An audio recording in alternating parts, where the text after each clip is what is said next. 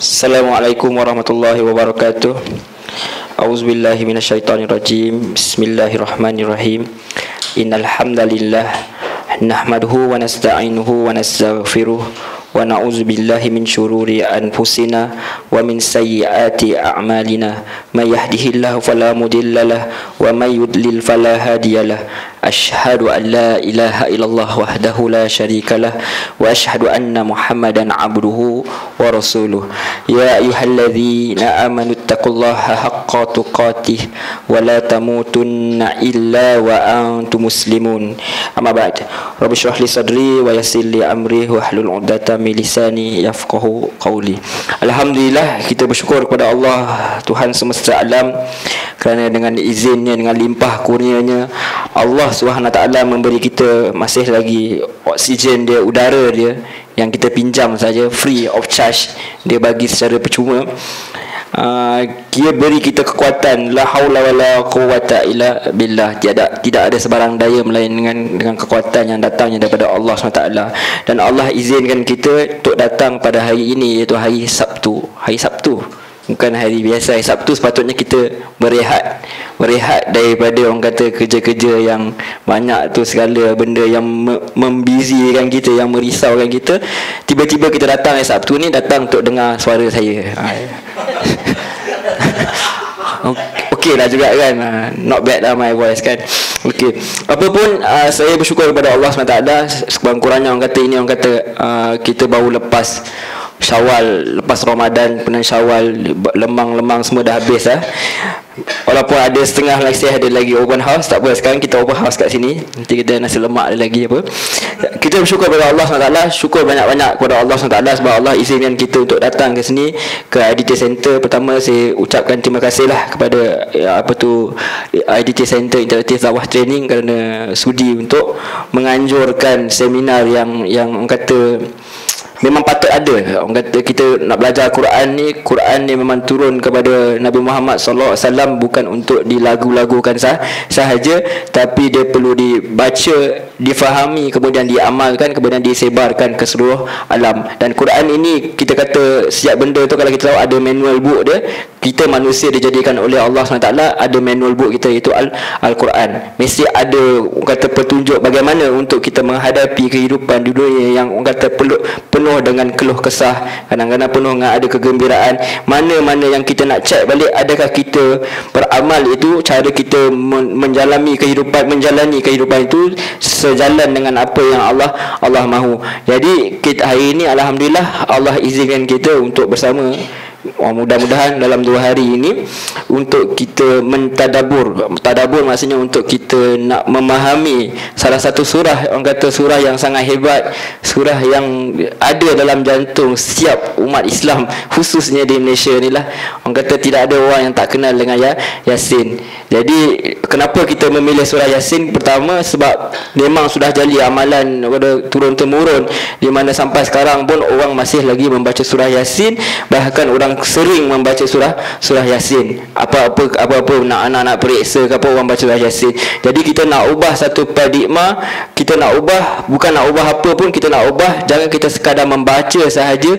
Biarlah setiap kali kita membaca surah Yasin tu dia jadi tazkirah buat kita, dia jadi khutbah. Maknanya kita bila kita baca Yasin, kita faham apa sebenarnya yang Allah nak. Tak kira lah kita nak baca selalu, saya tak nak bincang sama ada boleh ke tak boleh ke apa-apa. Itu bukan bidang saya, bukan tempatnya untuk di sini. Yang saya nak fokus hari ini adalah untuk kita memahami surah Yasin, iaitu bila setiap kali kita baca, setiap kali orang bertemu, dia faham apa yang dia baca. Tak nak tiba-tiba kali semua orang baca Yasin semua mata mengantuk je. Ada yang tambah-tambah saja, kadang-kadang ada yang sengaja gerak-gerakkan mulut sahaja. Kita tak nak macam tu. Kita nak ubah, biarlah Yasin tu dia baca, dengan dia memahami, akhirnya dia amalkan, kemudian dia sebarkan seluruh alam. Sebab Quran ini bukan untuk diamal seorang-seorang saja, dia mesti disebarkan. Sebab surah Yasin ni pun sendiri tema utamanya adalah untuk menyebarkan. Adanya kisah pendakwah, dan tema utama yang paling penting ialah Al-Quran itu sendiri. Jadi Yasin, surah Yasin adalah satu surah alang-alang memang dah dia baca pun, kita bacalah dengan faham. Saya dulu masa sekolah dulu pernah cerita tempoh hari ada kawan saya terkejut sebab dia kata kat ustaz dia terkejut sebab ada Yasin dalam Quran. Itu wow, ada Yasin dalam Quran, dia terkejut sampai ustaz dia kata tak. Dia kita orang kalau kawan faham dia panggil kalau buyung ni macam kalau bahasa Arab ya bunai lah, wahai anakku ya buyung. Dia kata ada, memang bukan ada, memang Yasin ni part of Quran pun. Jadi kalau setengah orang tak orang membezakan sama ada Yasin dengan Quran, dan dengan Quran seolah-olah ada satu perkara yang berbeza. Dan amat malang lagi kalau ada orang dalam setengah saya jumpa dalam kereta tu, dia just Yasin tu dia cuma letak atas apa tempat yang kita panggil apa tu, yang kereta punya tu, yang orang tengok kat cermin tu, tapi plastik tu elok lagi. Masih lagi ada tulis MPH, dia beli kat MPH dengan harga lagi. Maksudnya dia dah jadi tujuan lain. Bukan kata kita tak boleh, ulama bincang panjang sama ada boleh tak menjadikan Quran tu sebagai ni. Tapi yang lebih penting dalam level tu ialah mengamalkan dia. Sebab syaitan tidak takut kepada ayat Quran itu. Syaitan takut kepada orang yang mengamalkan. Kenapa syaitan lari daripada Umar Al-Khattab? Bukan kerana Umar Al-Khattab tu garang. Nak garang, ramai orang garang. Saya pun sometimes boleh digarang kat anak saya lah. Kat tuan-tuan saya takut. Tapi yang penting ialah susuk tubuh tu yang mengamalkan Al-Quran itu menyebabkan syaitan lari daripada dia. Seolah-olah sahabat adalah seperti mana Nabi Muhammad adalah seolah-olah Quran yang bergerak. Yang itu yang kita nak pupuk, seperti mana Said Qutb rahimahullah taala kata dalam Fizilal Quran tu, kata nak macam mana nak bina satu generasi yang kita panggilkan sebagai generasi Al-Quran. Yang itu kita nak buat supaya orang kata biarlah hidup kita bernafas kita ni dengan Al-Quran. Baik. Okey, kita terus kepada surah itu sendiri, iaitu surah Yasin. Kalau kita tahu surah Yasin adalah surah Makkiyah lah. Bila kita kata Makkiyah, maksudnya dia adalah surah yang diturunkan ketika Nabi masih lagi belum berhijrah ke Madinah. Bila kita kata Makkiyah, dia ada dua dalam, just untuk kita revision je lah, ulang gaji, iaitu ada surah Makkiyah dan ada surah Madaniyah. Bila kata Makkiyah, tak semestinya Nabi perlu berada di Mekah, tak semestinya. Boleh jadi Nabi berada di Taif, boleh jadi Nabi berada di Sidratul Muntaha sekalipun ketika dia menerima wahyu salat itu. Tapi dia dikira masa, kalau English dia period, dia ketika dia masih lagi tempoh masa tu dia masih lagi berada di Mekah, maka dia dikenal sebagai Makkiyah sebelum hijrah. Kemudian apabila dia, dan berapa lama dia turun selama 13, dikatakan pendapat yang paling popular ialah 13 tahun. 13 tahun Nabi berjuang berdakwah di Mekah. Selama 13 tahun itu semua surah-surah itu dinamakan sebagai surah Makkiyah. Bila kata Makkiyah, kebanyakan surah-surah yang ketika Makkiyah adalah surah yang berkisarkan tauhid, akhlak, dan kurang orang kata, atau hampir tiada ayat-ayat yang menceritakan mengenai fiqh. Cuma ada mukadimah saja, seperti surah Al-Mutaffifin menceritakan jangan kamu curang dalam timbangan. Setakat itu saja. Tapi tidak ada orang kata lebih kepada hukum hakam. Kerana apa? Hendak membentuk satu masyarakat. Bagaimana satu masyarakat tu hendak menerima satu hukuman atau undang-undang sedangkan dirinya belum dibersihkan. Macam mana nak terima undang-undang Islam kalau dia sendiri belum menerima bahawa dia adalah hamba Allah SWT. Jadi apa yang nak dibetulkan ialah masyarakat ketika itulah 13 tahun hendak dibersihkan tauhid dia. Tauhid, akidah dan akhlak. Sebab tu banyaknya ayat-ayat yang cerita pasal ketuhanan, dan akhirnya bila semua tu tak dapat meresap dalam jiwa orang Arab Quraisy, akhirnya Allah datangkan surah-surah seperti Mutaffifin, iaitu cerita pasal jangan tipu dalam timbangan. Kerana apa? Kalau kalian tak nak memeluk Islam pun, just at least become a human being, at least. Itu cara Nabi berdakwah, cara Allah datangkan Quran tu perlahan-lahan. Mula-mula ajak masuk Islam, tapi at least kalau tak nak ikut Islam pun, at least jangan tentang Islam, ataupun at least jadilah manusia biasa, ikut fitrah. Yang itu sebab tu Islam tidak menentang agama-agama lain, tidak. Dia kata la ikrah hafiddin. Tidak ada paksaan dalam memeluk agama Islam itu, tapi kita offer. Sebab apa? Takkan kita nak masuk syurga seorang-seorang? Tak ada. Islam tidak orang kata hidup seorang-seorang. Islam hidup bermasyarakat. So apabila kita telah dapat kebenaran itu perlu disebarkan. Dia tak seperti zaman Belanda, macam Buya Hamka rahimahullah ta'ala, dia cerita dalam tafsir Al-Azhar, dia kata kalau Belanda tu kalau minta duit untuk bina pondok-pondok untuk mengaji, dia bagi, tak salah. Cuma jangan kacau politik, jangan kacau undang-undang. Apabila sentuh undang-undang, problem. Sebab tu apabila Nabi awal-awal cerita mengenai tauhid, mereka macam dengar-dengar macam tu je lah. Paling-paling kata ni orang gila lah, tak payah, biarlah dia. Tapi apabila Nabi mula sentuh keadaan mereka bermasyarakat, okey, ini dah main kasar dah ni.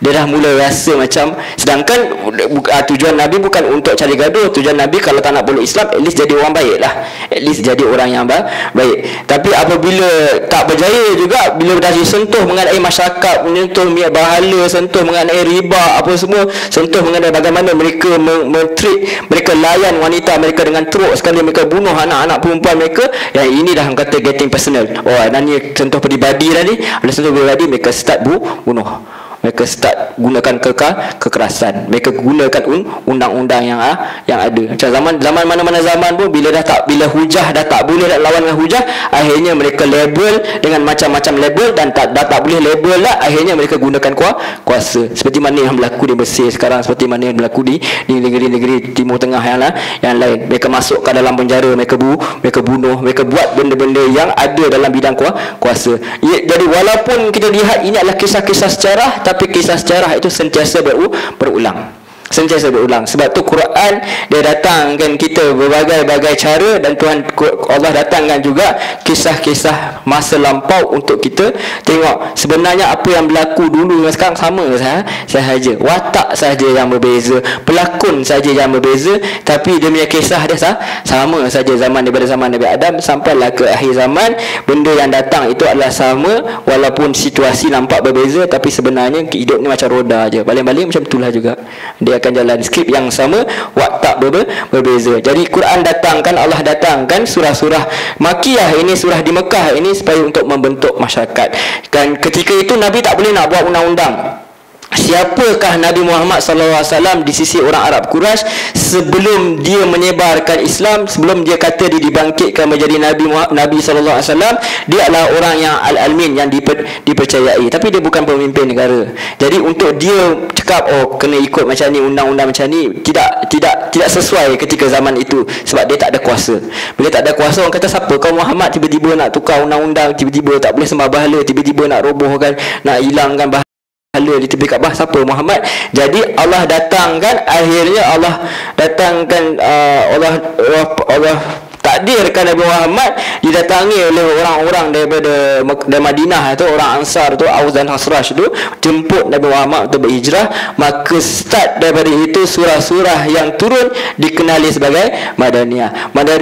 Jadi surah-surah yang turun adalah surah-surah seperti Al-Baqarah, banyaknya hukum hakam, banyaknya, dan akhlak dan tauhid masih lagi berjalan, taklah tinggal terus tauhid, tapi dah dimulai oleh undang-undang. Sebab apa? Nak membentuk masyarakat lah, sebab syariat. Jadi kita kena faham syariat dalam bentuk yang sangat luas. Syariat bukan sahaja perlu difahami dia berbentuk solat, puasa, zakat sahaja. Sebenarnya syariat adalah, kalau kita kata rules lah, regulation, kita ada undang-undang. Bila kata syariat, tak boleh kita ambil harta orang sesuka hati, itu syariat. Bila kata syariat, tak boleh kita bunuh orang, ambil nyawa orang sesuka hati, ambil maruah dia suka hati, injak maruah dia, kutuk dia suka hati. Sebab semua itu ada rules and regulation. Jadi itu syariat. Kalau kita ingat syariat, solat saja itu yang orang cakap dah sampai peringkat tertinggi, tak payah solat dah, tak payah semayang dah. Sebab apa? Dia rasa macam seolah syariat itu mengungkung dia. Sedangkan sebenarnya syariat bukan untuk mengungkung, syariat adalah untuk menjaga hak Allah dan juga menjaga hak manusia. Itu dia syariat besar. Kata semua orang boleh ambil anak kita sesuka hati, semua orang boleh claim ini anak dia. Itu yang jadi zaman Arab Jahiliah. Dia isteri ayah boleh diwarisi oleh anak dia sendiri. Mereka tak kenal ibu atau ibu tiri, mereka tak kisah. Bahkan boleh diwarisi oleh jiran pun, boleh jadikan hamba, mereka boleh jual. Dan Islam datang, Islam kecilkan skop. Kalau nak tukar orang merdeka itu, taraf orang merdeka tu hanya boleh ditukar itu melalui peperangan sahaja. Dibeli setelah dia hamba boleh, tapi nak tukar status, saya orang merdeka, tak boleh diculik tiba-tiba tukar jadi hamba. Zaman Arab Jahiliyah tak, kalah judi jual anak jadi hamba. Kita zaman sekarang pun kalau tengok drama-drama Melayu pun ada kan kisah-kisah tu, walaupun tak jadi hamba tapi mereka dijual. Sebab apa? Kalah judi. Benda itu berlaku daripada zaman jahiliah sampailah akhir zaman kalau kita tak berpegang kepada Al-Quran. Itu yang Allah nak datangkan. Surah Makkiyah, surah Madaniyah, semuanya ada akhlak, ada tauhid, ada semua ada asas-asas ilmu dalamnya untuk membentuk masyarakat. Jadi surah Yasin ini adalah surah yang diturunkan ketika Nabi Muhammad SAW masih lagi berada di Mekah lah, masih berada di Mekah. Jadi bilakah dia turun? Dikatakan wallahu alam, ada ulama membuat kajian bahawa surah Yasin ni kalau ikut dalam susunan mushaf dalam Quran kita sekarang ni, dia surah yang ke-36. Namun tapi kalau ikut cara dia turun, dia antara surah-surah yang dia turun selepas surah Al-Jin. Menarik. Bila kita kata dia turun selepas surah Al-Jin, tiba-tiba Yasin menceritakan mengenai Al-Quran. Apa yang ada dalam surah Al-Jin bukan cerita seram dia tak ada.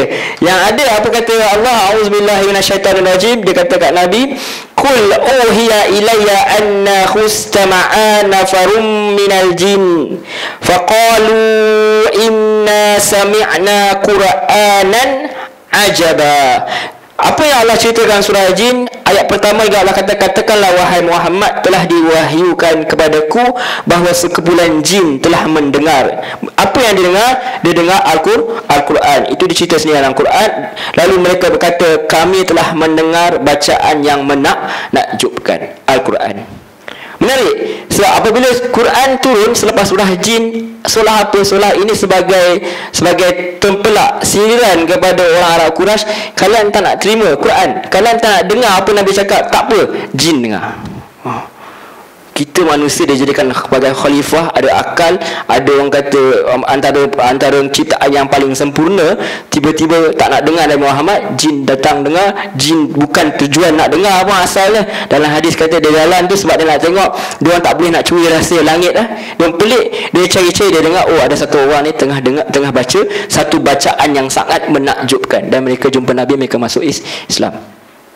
Itu menunjukkan Allah nak bagi tahu, kalau manusia tak nak terima Nabi, tak ada masalah, Allah boleh ganti dengan makhluk lain. Allah nak tunjuk bahawa aku tak heran pun kalau tak ada siapa sembah aku pun. Menunjukkan Allah itu satu, orang kata, zat yang tak memerlukan sesiapa, tapi sebenarnya manusia lah yang memerlukan dia. Maka surah Yasin dikatakan turun selepas surah Al-Jin, dan dia turun sebelum hijrah Nabi Muhammad SAW. Dah dekat-dekat lah. Kalau kita kata fasa ni ada 4 fasa, dia adalah fasa yang keempat, fasa yang hampir untuk Nabi ke Madinah, fasa di mana Nabi telah pun digelarkan dengan berbagai-bagai gelaran lah, anugerah. Selalu orang dapat datuk, Tun, Datin kan, orang dapat Tan Sri. Nabi dapat gelaran banyak juga, Majnun, gila,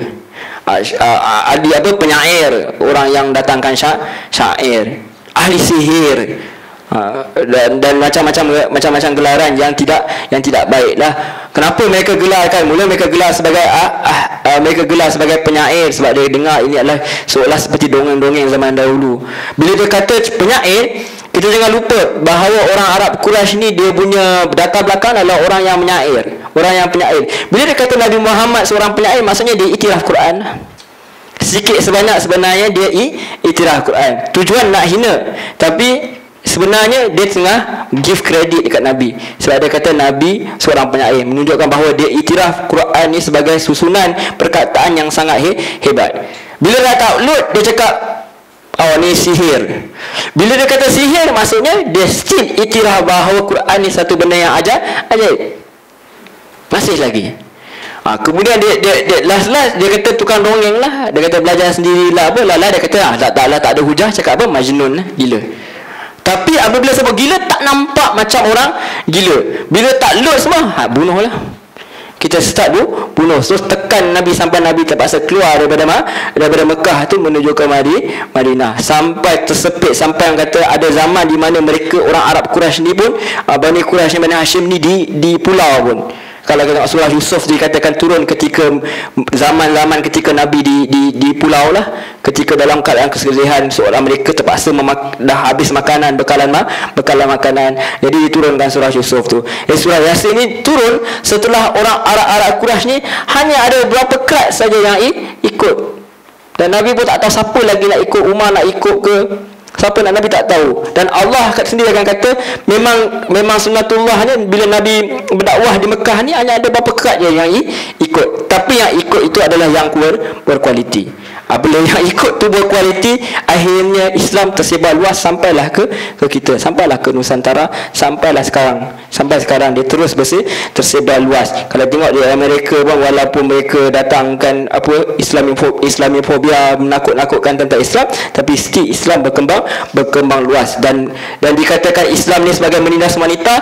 Orang yang paling banyak memeluk Islam di Amerika adalah orang perempuan, wanita juga, sebab mereka rasa diri mereka dieksploitasi, mereka ditindas sebenarnya, dan mereka peluk Islam, mereka kembali kepada Islam untuk membuktikan bahawa Islam itu tidak menindas wanita. Cuma pelaksanaan manusia yang kadang-kadang menyebabkan orang itu ditindas, salah penggunaan agama itu sendiri. Baik, bila kita cerita pasal surah Yasin, bila disusun kembali, kita kata tauqifi maksudnya mendapat hidayah, petunjuk daripada Allah lah. Allah yang tunjukkan kepada Jibril suruh Nabi susun balik. Jadi bila kita tengok sebelum surah Yasin adanya surah Fatir. Ada setengah ulama mengatakan bahawa adanya kaitan surah dengan surah. Biasanya dia kata adanya kaitan surah dengan surah. Ulama-ulama yang buat kajian tentang itu, contohnya seperti Al-Biqai, dia orang Damsyik kalau tak silap. Dia orang antara orang-orang yang rahimahullah ta'ala, mereka membuat kajian terhadap kaitan-kaitan. Kalau penceramah moden zaman sekarang yang suka kepada perkara ini, kalau di luar negara, Noman Alihan lah antara orang yang buat benda-benda macam ni. Dia suka baca pada buku Al-Biqai semua. Dan kalau di Malaysia yang sangat hebat tu Ustaz Syari Abdul Rahman, antara orang-orang yang suka mengaitkan antara surah dengan surah. Saya pun memang ikut daripada mereka lah, bukan kita buat kajian, kita tak mampu untuk tafsir sendiri, tapi kita ambil manfaat daripada kerja-kerja mereka. Baik, mereka mengatakan bahawa hubungan kait antara surah Yasin dengan surah, setengah orang yang buat kajian surah Yasin dengan surah sebelum dia kata surah Fatir ni dia cerita tentang orang musyrik, iaitu orang kafir Mekah ketika itu, yang dia sumpah, dia kata dia akan beriman kalau Rasul dah datang. Mereka seperti orang Yahudi juga, mereka kata kalau ada Rasul datang, mereka sumpah mereka akan ikut Nabi. Tapi malangnya mereka bila Rasul datang, mereka tak beriman. Sebab tu datangnya surah Yasin ni bagi tahu, nak tegaskan bahawa orang yang kamu tentang ni Muhammad sallallahu alaihi wasallam, Muhammad bin Abdullah ini sallallahu alaihi wasallam, ini adalah seorang rasul juga, seperti mana rasul-rasul yang terdahulu. Tapi kenapa kalian tidak beriman seperti mana yang dijanjikan sebelum ni? Dan permulaan dan surah Fatir juga sebelum ni ada juga, kalau tengok nanti ayat-ayat yang dekat-dekat nak habis tadi akan cerita tentang matahari. Surah Fatir pun cerita pasal matahari, cerita pasal kehebatan, cerita pasal bulan, cerita pasal bintang.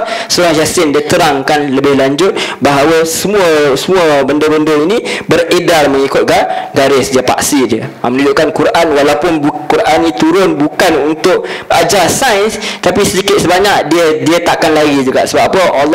Allah suruh kita tunjuk apa? Allah suruh kita kaji ke alam sekitar ni, mencari dalil-dalil bahawa Allah itu wujud. Kalau orang tu betul-betul ikhlas, kerana ikhlas dia betul-betul bersih fitrah dia, tak dimasuki elemen-elemen orientalis ke, tak elemen-elemen orang menghasut, dia akan dapati bahawa adanya Tuhan. Dia akan dapati orang yang duduk seorang-seorang betul-betul yang belum bercampur dengan amalan nenek moyang, belum bercampur, dia akan tahu bahawa ada yang mencipta. Setakat itulah dulu. Dia tak tahulah macam nak solat ke apa semua, tapi dia tahu adanya tu Tuhan. Yang itu cukup. Orang kata peringkat awal cukup. Yang itu yang kita nak, supaya semua orang percaya kepada adanya tu Tuhan. Lebih baik daripada dia tidak percaya ada Tuhan. Sebab bila dia percaya ada Tuhan, senang kita untuk masuk orang kata, untuk ajak dia melihat kepada Islam itu sendiri. Baik, itu sedikit sebanyaklah ada apa mukadimah mengenai surah Yasin. Ada soalan? Saya tak nak pergi laju. Kalau nanti saya cakap sorang-sorang. Surah Fatihah yang dia ada ayat madaniah.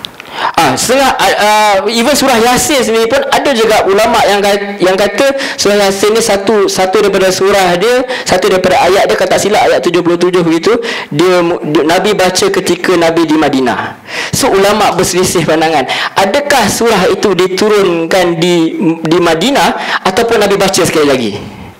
Sebab kadang-kadang ada sahabat-sahabat yang tahu benda ini dah meninggal ke, kan wafat dalam peperangan. So tu berselisih. Ada yang kata tak, ayat itu turun ketika turun di Madinah. Ada yang kata tak, dah turun dah di Mekah, tapi dia turun berulang. Semacam surah Al-Fatihah berulang, turun lagi dekat Madinah. Ada yang kata turun ulang, ada yang kata Nabi mengulangi pembacaan. Wallahu alam. Tapi memang ada pun, even kalau dalam surah Juz Amma pun ada juga surah yang diperselisihkan, adakah dia di Mekah atau ada di Madinah. Terutama surah-surah yang menyebutkan mengenai Yahudi.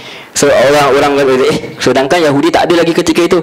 Adakah Allah tengah bagi tahu masa akan datang, ataupun memang surah itu diturunkan dari Madinah? Ada. Sebab kadang-kadang Makiyah atau Madinah itu adalah kajian lah, ijtihad para ulama, dan dia tidak melibatkan akidah sangat, sebab dia cuma nak tahu dia Makiyah ke Madaniyah. Kenapa penting nak tahu? Sebab nak tahu sumber, nak tahu suasana ketika itu. Bila tahu suasana, bila kita baca, kita faham. Sebab orang tanya, kenapa Allah kata khatamallahu ala qulubihim wa ala sam'ihim wa ala absarihim bisyawah wa lahum azabun azim? Kenapa Allah kata telah ditutup telinga, mata mereka, hati mereka? Kenapa? Sebab ketika itu Nabi dah berada pun di Madinah, Nabi ditentang dengan hebat pun. So Allah kata khatamallahu ala qulubihim. Dah banyak dah, bertahun-tahun dah Allah datangkan, Nabi datangkan dakwah ni, tak ikut-ikut juga. So Allah kata apa? Cukuplah. Cukup. Bukan cukup dakwah, tapi maksudnya Nabi, Allah nak pujuk Nabi, tak payah. Nanti kita akan bincang lagi, sebab ayat yang tu pun ada dalam, lebih kurang macam tu ada dalam surah Yasin. Baik, ada soalan lagi? Kalau ada, kita teruskan. Baik. Ini slide paling simple dalam dunia. Puan, silakan. Okey, so kita sebagai penuntut ilmu, kita walaupun ada pandangan-pandangan yang berbeza, walaupun ada pandangan yang kita tidak setuju, tapi kita belajar juga. Itu penuntut ilmu. Kita tak belajar ilmu untuk berjidal. Berjidal apa? Untuk berdebat, untuk membuktikan orang ni salah ke orang tu betul. Tapi kita belajar sahaja, walaupun kita tak setuju, walaupun kata hadis dhaif ke apa, tapi kita belajar juga. Sekadar orang kata, bila orang tanya, at least kita ada maklumat, kita ada information. So antara nama-nama surah Yasin ialah Yasin lah. Diambil daripada perkataan ayat yang pertama, iaitu Yasin. Baik, saya rasa tak perlu jelaskan Yasin ni, sebab nanti kita akan perjelaskan. Yang kedua, dia juga dipanggil sebagai qalbu al-Quran, jantung al-Quran. Sebab ada hadis Nabi SAW mengatakan bahawa setiap benda itu ada jantung, dan jantung surah Yasin itu adalah jantung Quran itulah Yasin. Bila orang buat kajian pun cakap Yasin ni pun memang betul-betul di tengah-tengah Quran. Wallahu a'lam. Walaupun kebanyakan ulama melemahkan hadis itu, walau bagaimanapun kita menghormati pandangan, kita tidak mahu bergaduh dengan sesiapa. Kita kata okey, kalau pandangan tu lemah sekalipun, tapi kita tetap mengatakan bahawa Quran sememangnya menghidupkan jantung. Quran sebenarnya memang menghidupkan hati. Okey, apa beza jantung dengan hati? Kalau ikutkan dalam Quran, qalbun maksudnya jantung. Cuma bahasa Melayu kita lembut sikit, dia panggil hati. Hati dalam Quran, hati dalam bahasa Arab kabid lah. Kabid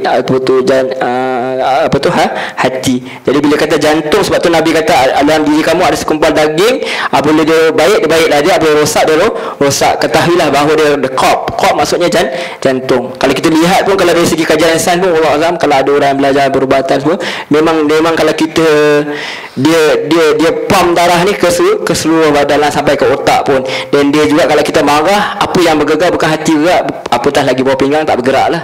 Yang bergerak ialah jantung. Kalau kita marah, sedih pun, kalau kita sedih sangat pun rasa macam sakit kat sini kan, terkejut pun jantung. So itu yang dimasukkan jantung. Jadi kenapa kata qalbu al-Quran? Sebab dalam surah Yasin ini, kalau melalui hadis tadi, walaupun hadis itu lemah, tapi juga mengatakan bahawa sebab Quran ini menceritakan mengenai surah Yasin menceritakan mengenai Quran itu sendiri, dan Quran itulah jantung umat Islam. Quran itulah jantung orang Islam sebab dia boleh menghidupkan hati yang telah mati.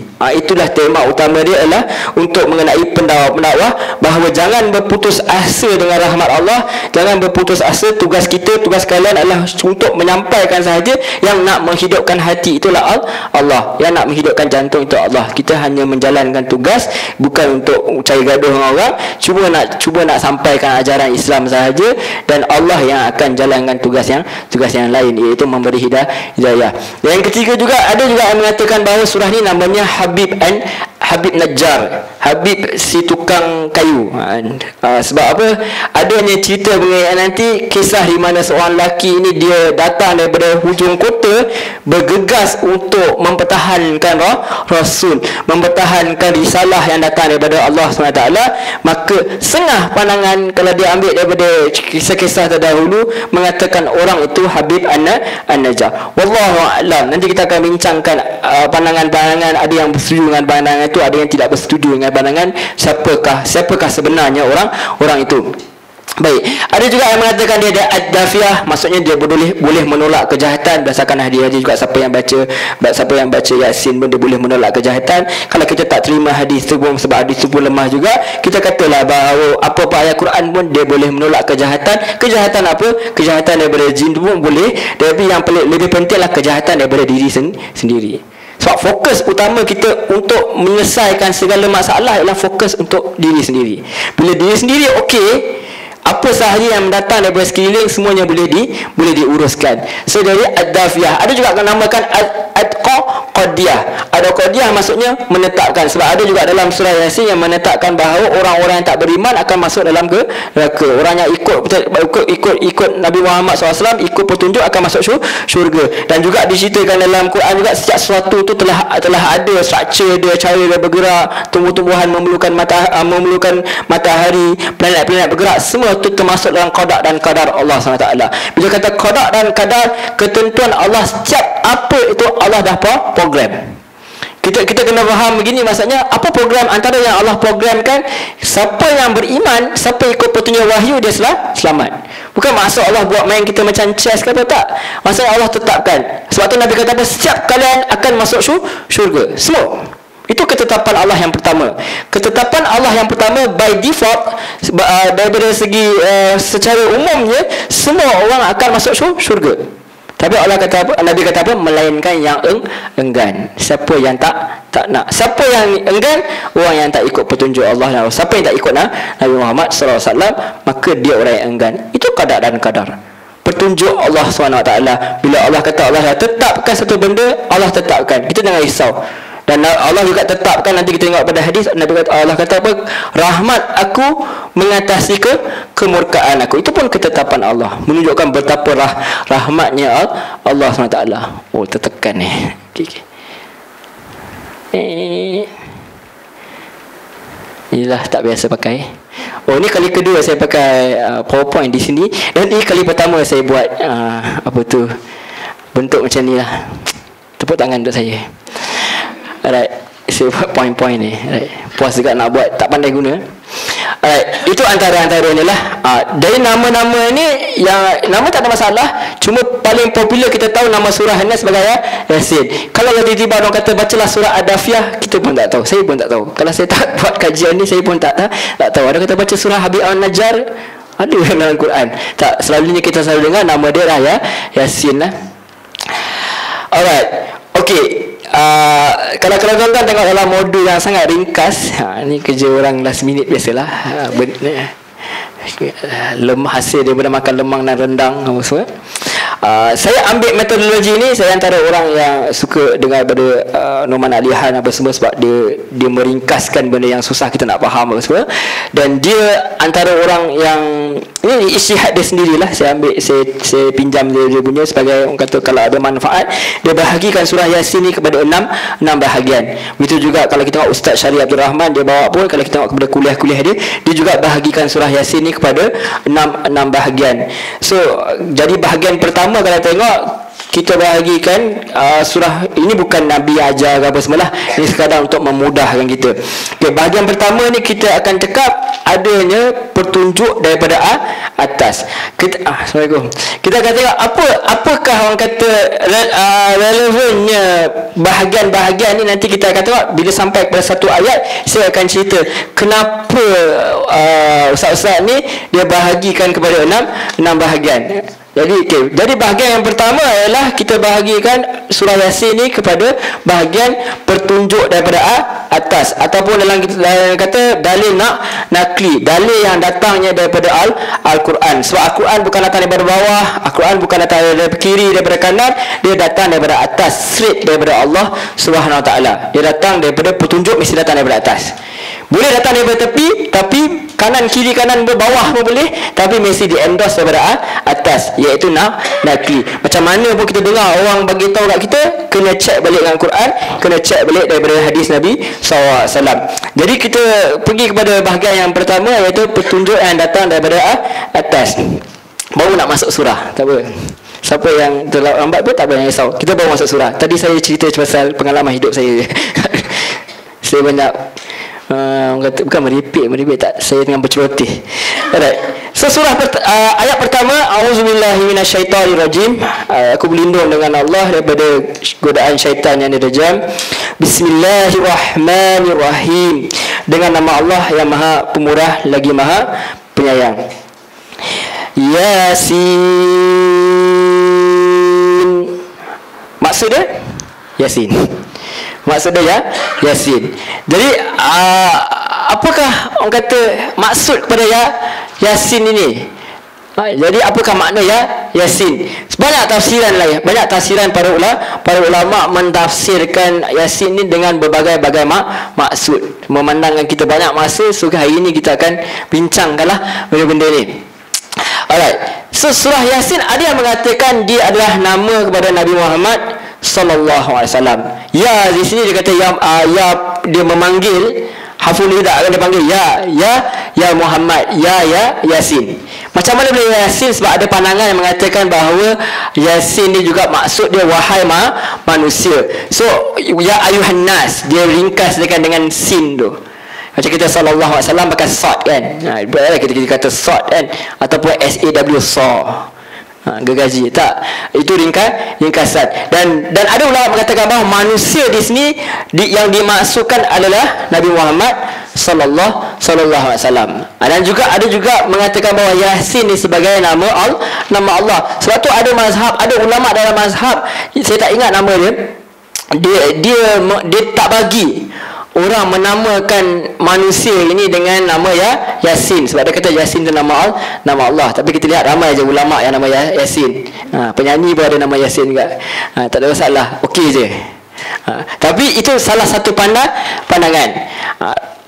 Kemudian yang keempat adalah yang saya ambil, saya ringkaskan, dia kata wallahu a'lam, hanya diketahui oleh Allah SWT. Puaslah kita duk fikir apa nama Yasin. Setengah orang siap, kalau huruf-huruf ni ada yang siap kira-kira, dia boleh ramalkan lagi masa akan datang. Tu hebat lah tu. Dia jadi ahli nujum, pak belalang. Dengan bomo ni kita hati-hatilah kadang-kadang dengan benda-benda macam ni. Sebab kadang-kadang fokus lari.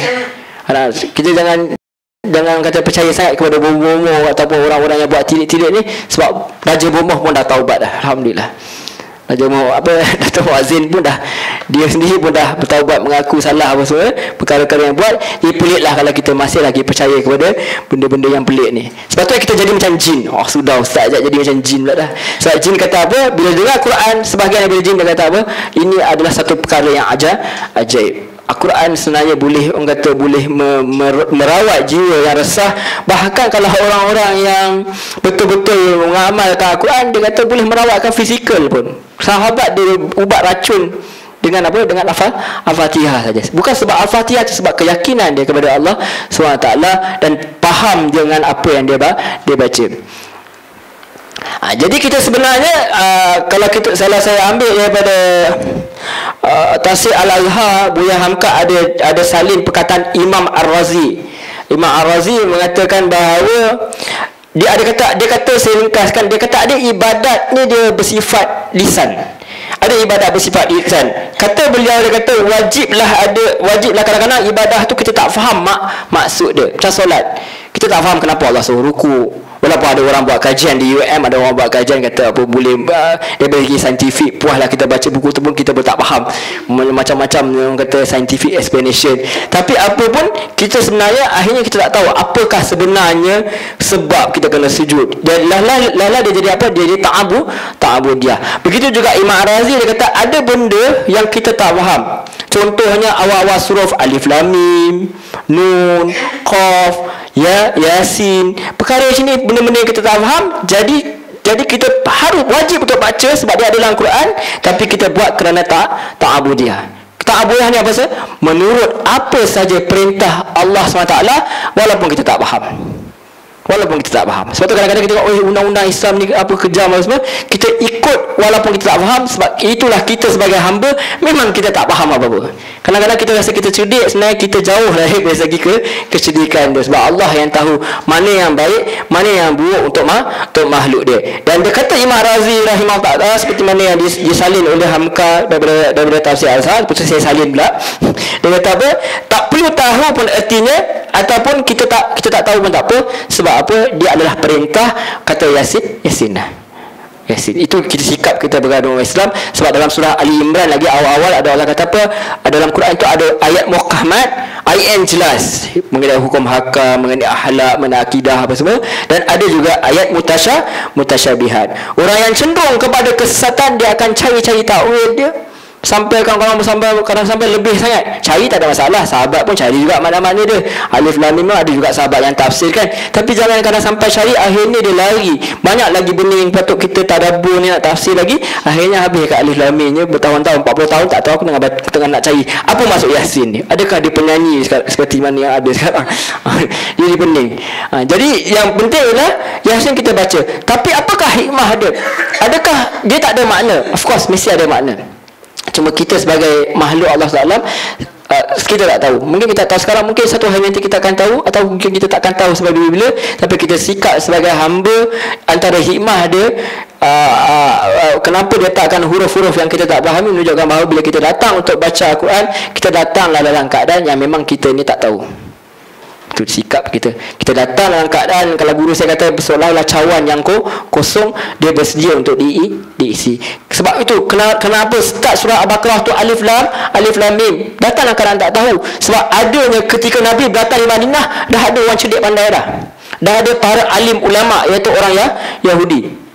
Mereka orang yang rasa, mereka orang yang bijak pun, mereka rasa diri mereka bijak, sehingga kan Allah cakap Alif Lam Mim, Yahudi pun tak tahu maksud dia. Kemudian Allah kata, menunjukkan bahawa datang dalam keadaan kamu kosong, baru boleh terima Al-Quran. Kalau datang dengan pelbagai soalan yang untuk override Quran, kita datang untuk lawan Quran, akhirnya tak jadi apa. Kita dalam kekeliruan, orang lain dah keliru mengelirukan orang lain, akhirnya semua meninggalkan Al-Quran. Orang lain kaji Al-Quran jadi orang berjaya, kita kaji Al-Quran, kita jadi lagi pening. Sepatutnya tak. Konsep wahyu, hidayah, apabila kita belajar, dia tak patut buat kita pening. Sepatutnya bila kita belajar hidayah, wahyu, sepatutnya dia bagi kita relax. Dia bagi kita tenang. Tapi kalau kita tambah pening, something wrong dengan cara penyampaian atau cara kita faham. Wallahu a'lam. Dan antara hikmah lagi adalah Yasin. Biasa kita tahu orang-orang di Mekah ketika itu, mereka adalah orang yang sangat hebat dalam segi sastra, dan mereka berbangga dengan sajak syair. Kalau syair yang terbaik, seolah-olah mereka ada macam sayembara. Mereka menang, mereka akan gantung betul sajak-sajak mereka di Kaabah. Semua tengok, oh ni sajak yang terbaik apa semua. Tapi apabila datang Quran ni, tidak pernah dalam sajak-sajak mereka mulakan sajak mereka dengan huruf-huruf muqatta'ah ni. Muqatta'ah ni maksudnya huruf-huruf yang terputus. Tak pernah. Jadi bila Nabi sebut, mereka cakap, kenapa pula Muhammad sebut huruf-huruf ni? Dan salah satu lagi dalam penyebutan Yasin ni, menurut kajian mengatakan bahawa dia sebagai mukjizat dah, membuktikan bahawa orang yang buta huruf Nabi Muhammad ni pendapat yang paling banyak lah, walaupun ada pandangan lain, tapi kita terima pada pandangan bahawa Nabi itu buta huruf, dia ummi. Apa maksud ummi? Ummi tu mak lah. Kenapa panggil ummi buta huruf ni sebagai mak? ataupun mak saya kan. Sebab apa? Orang yang baru lahir dia tak pandai membaca. Itu Arab. Jauh nak, kadang kita tak fikir, kenapa panggil Umi? Kalau tak pandai baca, mak aku tak pandai baca ke apa? Tak. Orang yang baru lahir itu, dia baru keluar dari perut mak dia tak pandai membaca. So orang yang tak pandai membaca dia panggil sebagai Ummi. Jadi Nabi dikatakan sebagai orang yang tak tahu membaca. Sebab apa? Bukan menunjukkan bahawa dia tak cerdik ke apa, tak. Sebab dia tidak memerlukan alat. Membaca ni adalah ilmu alat. Ilmu alat apa? Kita nak perlukan membaca ni untuk dapat ilmu. Kalau tak tahu membaca, tak dapat ilmu. Zaman sekarang kita perlu masuk universiti, kita nak pergi, nak tengok, nak pergi naik train, apa kita perlukan kepada tahu membaca. Nabi tak perlu. Sebab apa? Nabi ada guidance. Nabi ada Jibril. Nabi ada Allah SWT yang bagi direct information dekat dia. So dia tak memerlukan information daripada kiri dan kanan dari mana. Dia cuma memerlukan information daripada atas saja, direct daripada Allah SWT. Jadi ini menunjukkan bahawa bila dengar Nabi sebut Yasin, orang buta huruf perlu nak tahu huruf ke? Tak perlu. Tak perlu kita tidak sebut W ke, tak perlu A ke, tak perlu F ke. Dia tak tahu membaca, dia tak tahu membaca lah. Kenapa dia perlu sebut huruf? Melainkan dia nak nyanyi sekali dengan cucu dia dan cerita lah. Tapi selalunya orang yang tak tahu membaca, dia tidak tahu huruf. Jadi ini adalah sebagai, setengah orang mengatakan bahawa Yasin ini sebagai perkataan itu untuk menarik perhatian.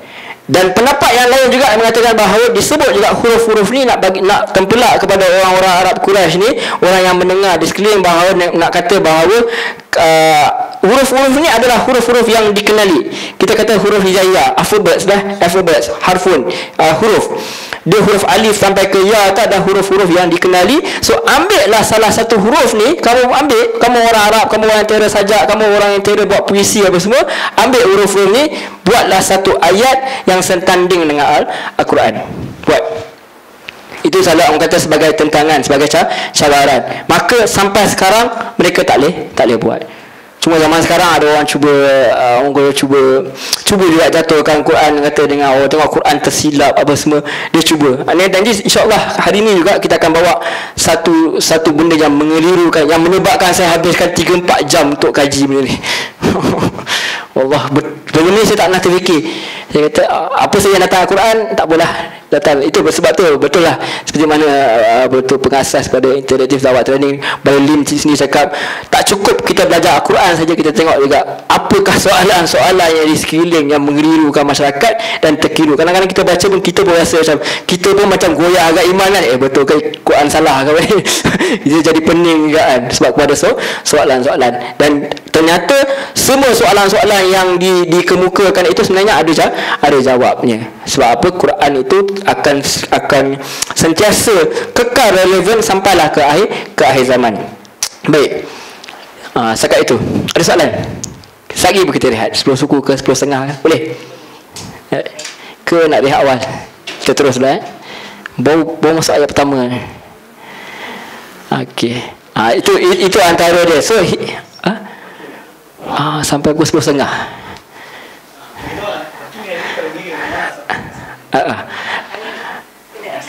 Siapa nak pergi bayar dulu? Kita rehat dulu.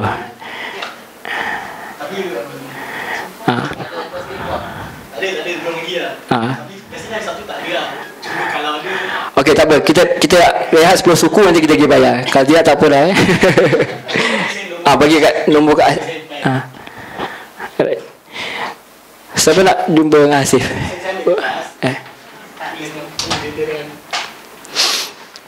Okey, itu antara hikmah dia yang selalu dibincangkan adalah untuk sebagai tentangan, untuk supaya mereka orang Arab Quraisy ni ambil untuk buat sebagai surah yang seumpamanya. Tapi kata Allah, fa in lasta'alu wa lan taf'alu. Mereka takkan berjaya. Bahkan dikatakan sejarah mereka tak cuba untuk buat pun. Sebab mereka rasa macam mereka tak boleh nak buat, sebab mereka pakar bahasa. Yang timbul masalah sekarang orang yang tak terer bahasa Arab sebenarnya, yang kirukan manusia. Orang-orang di Oxford, mereka yang buat, okey, mereka ada Quran, mereka ada dalam internet mengatakan bahawa Quran ni salah grammar. Yang peliknya, Arab Quraisy tak pernah buat benda. Arab Quraisy tak pernah cakap Nabi Muhammad salah grammar ni. Tak. Padahal mereka orang yang hebat bahasa. Yang mereka boleh buat ialah ahli sihir, tukang syair, menunjukkan bahawa mereka iktiraf bahawa apa-apa yang Nabi buat tu hebat, apa yang Nabi cakap tu hebat. Itu saja. Yang sekarang-sekarang ni, macam nanti kita akan tengok ada orang confuse maksud pasangan, sebab bahasa Arab ni luas. Kadang-kadang satu perkataan boleh membawa maksud macam-macam perkataan. Contoh Allah gunakan pergerakan planet-planet, orang kata sabaha. Sabaha maksudnya berenang. Kalau kita tafsirkan, kita kata planet-planet ni sedang berenang. Berenang mana lah? Selimpun mana lah dia pergi. So kita kena tengok kepada nilai tingginya nilai sastra dalam Quran tu. Bukan kita kena sastra, kalau sastra kata macam dia sajak pula, tapi menunjukkan bahawa nilai bahasa tu tinggi. Sebab tu ada dalam, saya tak ingat nama pada ulama tu, yang tulis kitab Nahu, kitab tata bahasa, dia bukan orang Islam pun, dia Arab. Dia bukan orang Islam, sebab dia kaji Al-Quran, dia kaji semuanya bahasa-bahasa, dia tengok kepada Al-Quran, dan dia sendiri mengatakan bahawa Quran ni antara kata dia perkataan yang terbaik lah. Dia banyak double meaning, tapi dia senang difahami. Itu konsep wahyu. Okey, ada soalan? Saya nak pergi ayat kedua.